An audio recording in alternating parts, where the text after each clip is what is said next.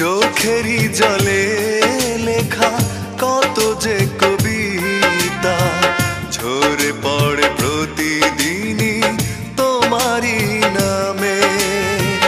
চোখেরই জলে লেখা কত যে কবিতা ঝরে পড়ে প্রতিদিনই তোমারই নামে।